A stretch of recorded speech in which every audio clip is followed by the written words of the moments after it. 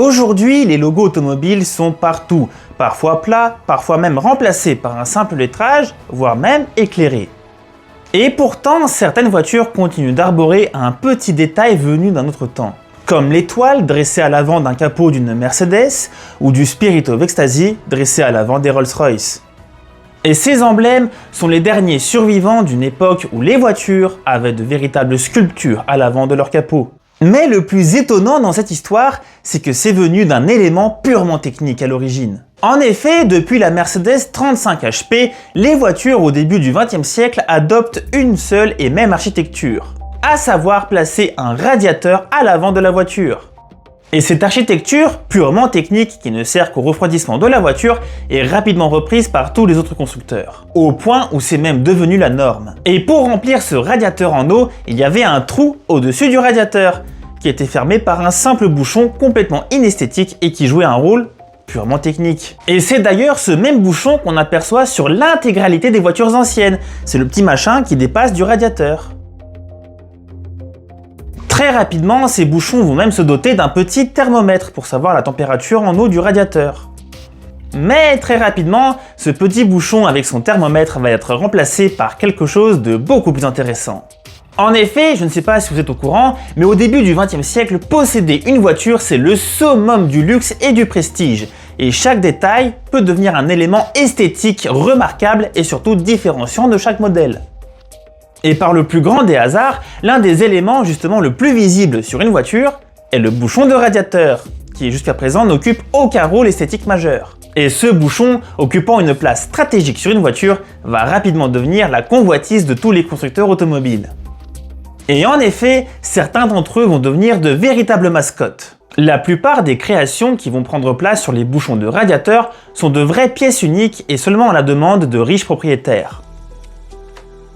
Mais face à la popularité croissante de ces mascottes, chaque constructeur voudra sa propre mascotte officielle. Et l'un de ces premiers constructeurs à se lancer dans cette course aux mascottes sera un constructeur français, Rochet-Schneider.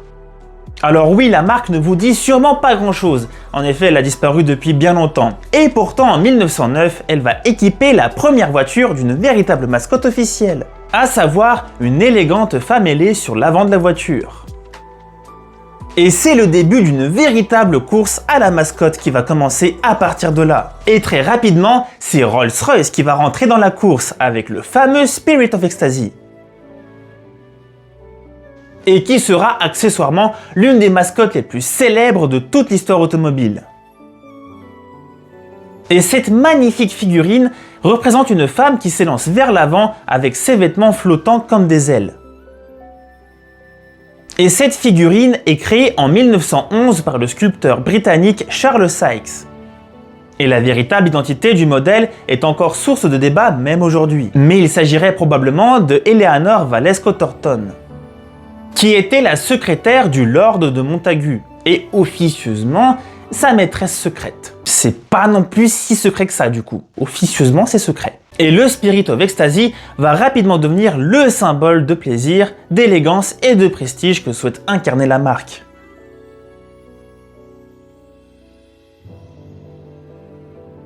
Rapidement, d'autres constructeurs vont aussi adopter leur propre mascotte. Peugeot par exemple va reprendre son emblématique lion, qui va être incroyablement beaucoup trop beau et beaucoup trop mignon sur ses mascottes.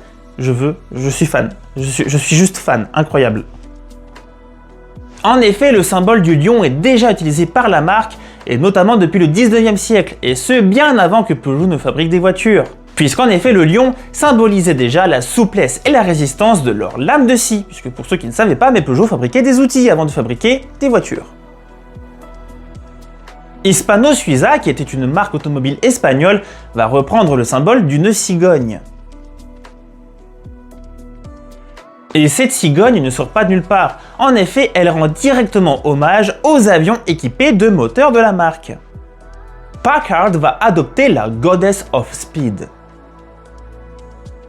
qui est complètement magnifique aussi. Et c'est une femme qui symbolise le mouvement et la vitesse.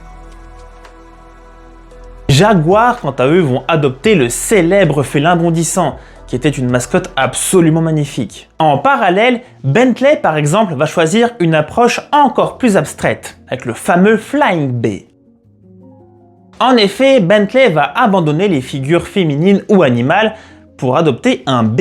Mais en même temps, quel B! Il est incroyable! C'est un B volant, c'est juste sublime. Et forcément, ce B volant incarne la vitesse et le prestige britannique de l'époque. Mercedes, quant à eux, vont adopter la magnifique étoile à 3 branches, et qui symbolise ni plus ni moins que l'ambition de Daimler de motoriser le ciel, la terre et la mer. Mais les créations les plus spectaculaires vont venir du célèbre maître verrier français René Lalique. Véritable figure de l'art nouveau puis de l'art déco, René Lalique va transformer ses mascottes automobiles en véritables œuvres d'art.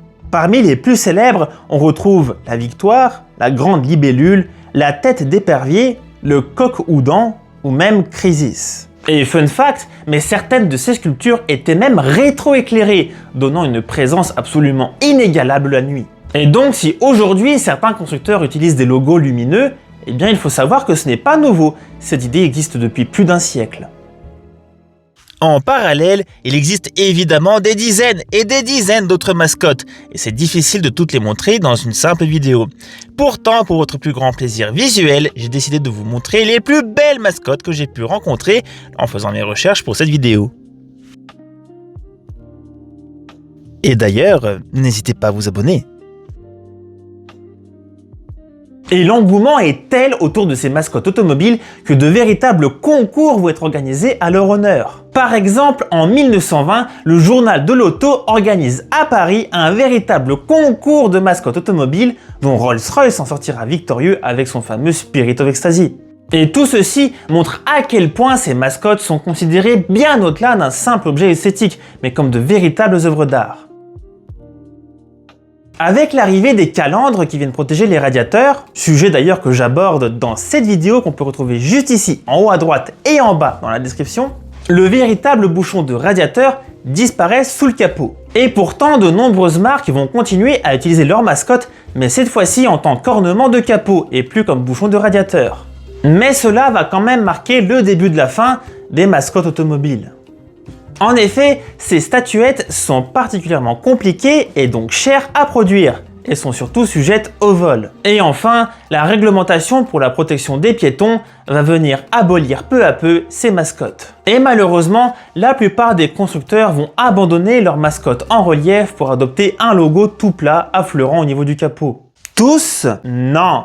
Certains irréductibles constructeurs continuent de perpétuer cette tradition. Rolls-Royce, par exemple, n'a jamais abandonné son Spirit of Ecstasy, qui d'ailleurs aujourd'hui est même rétractable et qui disparaît sous le capot en cas de tentative de vol.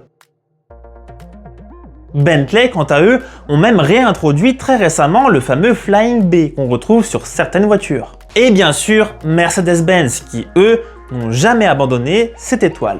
Et d'ailleurs, petit fun fact, mais les Mercedes jusqu'aux années 90 arboraient des calandres qui reprenaient la stylistique de véritables radiateurs, et l'étoile faisait office d'un faux bouchon de radiateur. C'est d'ailleurs assez visible sur la Mercedes 190 par exemple.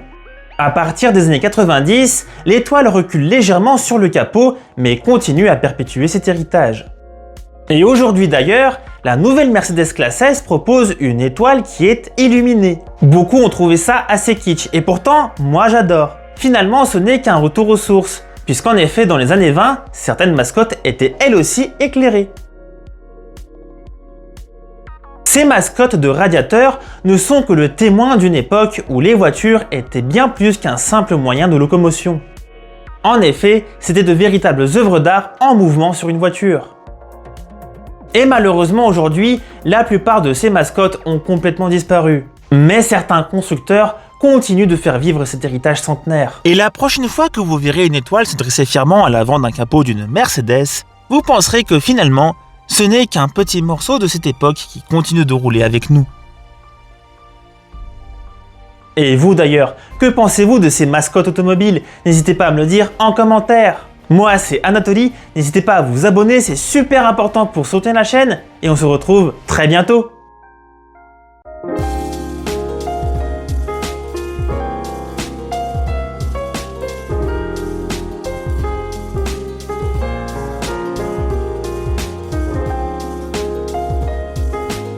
Non mais la YouTube Money ça paye pas, mais le jour où ça paye, mais vous verrez une collection de bouchons de radiateur parce que moi, mais je suis complètement fan.